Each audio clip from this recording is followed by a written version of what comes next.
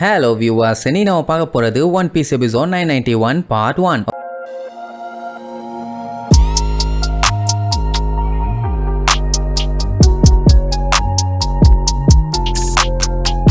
Open பண்ணா அந்த ஃபால்ஸ்ல கண்ணா பின்னான்னு செதறி பிக் மாமோட பைரட்ஸ் எல்லாம் கப்பலோட கவுந்துட்டாங்கல்ல. ஆனா இந்த பெரோஸ்போரா மட்டும் உசாரா அந்த கேண்டியை யூஸ் பண்ணி விழாம தப்பிச்சு வந்துட்டான். வந்தவன் ஆல்மோஸ்ட் ஒனிகஷிமாக பக்கத்திலேயே வந்துட்டான். இப்ப அவன் பயங்கர கடுப்புல இருக்குது கிங்கு மேலையும் மார்க்கோ மேலையும் தான். ஏன்னா கப்பல் எடுத்துக்கிட்டு மேல வர்றதே பெரிய குதிரை கொம்பு. வரும்போது ஆளாளுக்கு வந்து மிதின்னு மிதிச்சு கீழே தள்ளி விட்டு போனானுங்கன்னா கடுப்பாகத்தானே செய்யும். எல்லாம் அதனாலேயே படாத பாடுபட்டுட்டாங்க. அவங்களையும் விட மாட்டேன், ஸ்டாஹாட்டியும் விட மாட்டேன்னு கொலை வெறியில வந்துகிட்டு இருக்கான். சரி, இப்ப கிங்கு மேல இவன் கைய வச்சான பெரிய கலவரமாகுமே, அதெல்லாம் ஓகேவான்னு கேட்டா அவனுக்கு அதெல்லாம் பஞ்சாயத்து இல்ல. ஏன்னா அவனுக்கு பிக் மாம் கைடோவோட அலையன்ஸ் மேலேயே சுத்தமா இன்ட்ரெஸ்ட் இல்ல. போன உடனே சம்பவம் பண்ணாம விட மாட்டேங்கிற வெறியில தான் வந்துகிட்டு இருக்கான். அதே நேரம் நம்ம உசோப்பும் சாப்பரும் பிக் மாம் கிட்ட மாட்டிட்டாங்களே, அவன் கோக்காமக்கா விட மாட்டேன்னு விரட்டுன்னு விரட்டிட்டு இருக்கான். பரவாயில்ல, நம்ம ஆளுங்க ரெண்டு பேரும் சேர்ந்தே அவளை கதிகலங்க வச்சுட்டாங்க. அடுத்தவ வர ரிவர்ஸ்ல போக பீரங்கிய வச்சு கண்ணா பின்னான்னு சுட்டுக்கிட்டே வருவானுங்க. ஒவ்வொரு டைம் சுடும் போதும் டைரக்டா அவன் மூஞ்சில போய் அடிக்கும். ஏன்னா சுடுறது உசோப் பாத்தீங்களா, சோ எய்ம் பக்காவா இருக்கும். அந்த ஒரு செகண்ட் பிரேக் எடுப்பா, மறுபடியும் துரத்திட்டே வருவா.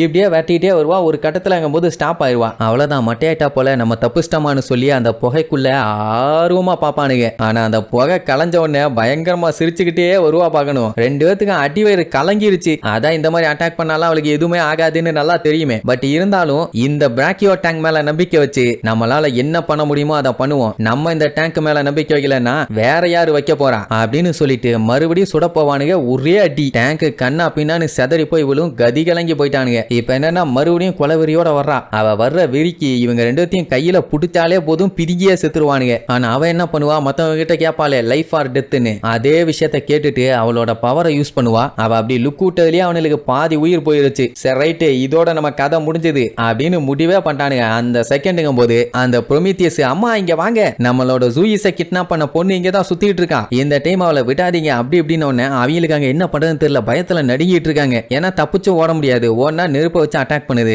ஓபன் ஸ்பேஸா இருந்தா கூட பரவாயில்ல, அது ரூம். இப்ப பிக் மாம கூப்பிட்டவனே அவங்க இருந்து கிளப்பிட்டு வர்றான். நல்ல வேளை அந்த ப்ரொமீத்தியஸ் கூப்பிட்டான், இல்லன்னா டெஃபினட்டா உசோப்பும் சாப்பரும் செத்துருப்பாங்க. அவ போனது அவன் கூப்பிட்டதுனால. ஆனா இவனுங்க அது அந்த பயம் இருக்கட்டும். பாத்தியா பிக் மாமு, எங்க பிராக்கியோ டேங்கோட பவரை இன்னும் உனக்கு பாடம் கத்து கொடுக்கணும்னா சொல்லு, தாராளமா கத்து கொடுக்குறோம். கொஞ்சம் விட்டுருந்தா செத்துருப்ப மகளேன்னு குத்துவானா. சடனா பாத்தீங்கன்னா அந்த பிராக்கியோ டேங்க் ஏதோ ரோபோட் மாதிரி மாறிடுச்சு. அதாவது ரெண்டு காலு மேல பாடி இருக்க மாதிரி. நம்ம ஆளுகளே எதிர்பார்க்கல இப்படி சுவிட்ச் ஆயிருச்சேன்னு. ஆக்சுவலா இந்த ஃபார்ம் கூட அந்த பிளாக் ரைனோவை சேர்த்தா மட்டும்தான் இது ஒரு கம்ப்ளீட்டான ரோபோட்டா மாறும். அப்படின்னா சீக்கிரமா இவங்க இங்க இருந்து போயாகணும். இப்ப பஞ்சாயத்து என்னன்னா, பிக் மாமு நமி மத்தவங்களை தேடி போயிருக்கா. இவங்க இங்க இருந்து போயிட்டாங்கன்னா அப்ப அவங்கள யார் காப்பாத்துறது? பிக் மாமு கிட்ட இருந்து தப்பிக்கிறது ஒண்ணு ஈஸியான கதை இல்லையே. உசோப்புக்கு தெரியும் சஞ்சய் அங்கதான் இருக்கான்னு, அதனால அவன் பாத்துக்குவான், ஒண்ணு கவலை இல்லாம. ஆனா இப்ப பயமே அதான். அவன் நார்மலா இருந்தா பரவாயில்ல, அப்பவே லூசு மாதிரி சுத்திட்டு இருந்தான். அவங்கள அவன் ஒழுங்கா பார்க்காம விட்டுட்டானா டெஃபினட்டா அவங்க பிரச்சனையில மாட்டிக்குவாங்க. சரி, என்ன இருந்தாலும் நம்ம டீம் ஆச்சே, அவன் மேல நம்பிக்கை வைப்போம். அண்ட் நம்ம பண்ண வேலையால கிம்மு மத்தவங்க எல்லாருமே இப்ப முன்னாடி மூவ் பண்ணி போயிட்டாங்க. நம்ம பிராக்கியோ டேங்கோட கெப்பாசிட்டி என்ன, அதால என்னென்ன பண்ண முடியும்னு மாசா பண்ணி காமிச்சிட்டோம். இதுக்கப்புறம் அடுத்த வேலையை பார்க்கலாம்னு சொல்லி அந்த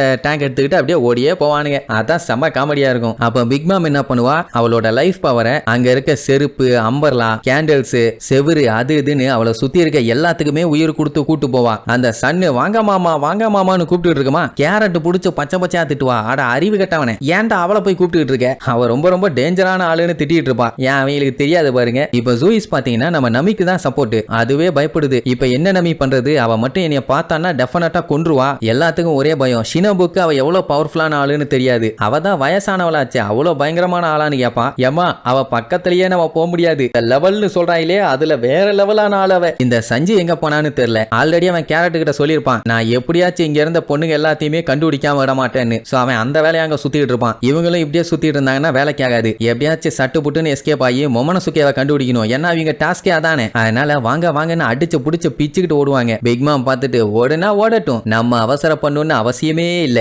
எப்படி என் கையில அவங்க மாட்டத்தான் போறாங்கம்பா. என்ன பிளான் வச்சிருக்காளோ தெரியல. அதே நேரம் ரோபினும் ஜிம்பையும் அவங்க பாட்டுக்கு போயிட்டு இருக்காங்க. எல்லாம் பயங்கரமா குடிச்சுக்கிட்டு இருக்கிறதுனால யாரு வரா யாரு போறான்னு எதையுமே அவனுக்கு நோட் பண்ணல. அவனுக்கு பாட்டுக்கு அவனுக்கு வேலையை பார்த்துட்டு இருக்கானுங்க. சோ அதுவே ஜிம்பைக்கு ஹாப்பி. ஏன்னா சாம்ராய்ஸ் வந்துட்டாங்கன்னு தேவையில்லாம சண்டை ஸ்டார்ட் ஆச்சுன்னா அது ஒரு பெரிய கலவரமாகும். அப்ப ரோபினை ஒருத்தன் புடிச்சு வச்சுக்கிட்டு, என்னமா கண்ணு இங்க சுத்திட்டு இருக்க, வா ஒன்னா சேர்ந்து ஜாலியா சரகடிப்போம், பேர் என்ன ஒண்ணு. அவன் நோ பேச்சுவார்த்தை, பொட்டனிலேயே ஒரு போடு, அங்கேயே ஆள் மட்டை. பேரை கேட்கும் போது டீசென்ட்டா கேட்கணும். நீ எப்படி கேட்டியோ அந்த ஸ்டைல தான்டா அடியும் விழும்பா. ஜிம்பைக்கே அவ பண்றத பார்த்துட்டு பீதி ஆயிரும். அப்ப திடீர்னு மைக்ல ஒரு அனௌன்ஸ்மெண்ட், யாரே நம்ம குயின், அதாவது ஷோகன் ஓரோச்சி இவங்க எல்லாத்துக்குமே ஒரு கிஃப்ட் ஒன்னு கொடுத்திருக்காராமா. சொல்ல போனா இப்ப நடக்க போறது ஒரு ஸ்பெஷலான ஈவென்ட்னு வேற சொல்லுவான். எல்லாத்துக்கும் அவ்வளவு ஹாப்பி. இப்ப என்ன பண்ண போறானுலேன்னு சொல்லிட்டு அப்படியே ஜூம் பண்ணி மேல பார்த்தா நம்ம மொமனசுகே இருக்கான்ல, அவன் மூஞ்சி வாயெல்லாம் வீங்க வச்சு பயல சங்கிலியில கட்டி தொங்க போட்டிருக்கானுங்க. ஒரே ரத்தம். ஒரு சின்ன பயல போய் இப்படியா கட்டி தொங்க விடுவானுங்கன்னு ரோபின்லாம் பயங்கரமா கடுப்பாயிருவா. அப்ப அந்த ஓரோச்சி, உங்க கண்ணுக்கு இந்த பொடி பைய தெரியறானா,